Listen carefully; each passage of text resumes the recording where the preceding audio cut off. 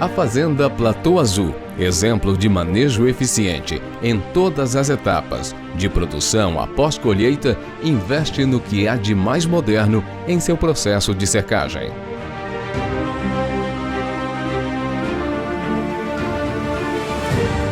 Conheçam o FOR, um trocador aletado flame tubular que permite o aquecimento indireto do ar de secagem sem contaminação com os gases de combustão. Grande espaço para manutenção e câmara de combustão isolada termicamente com fibra de cerâmica que suportam altíssimas temperaturas. Projetado e construído em conformidade com a NR12.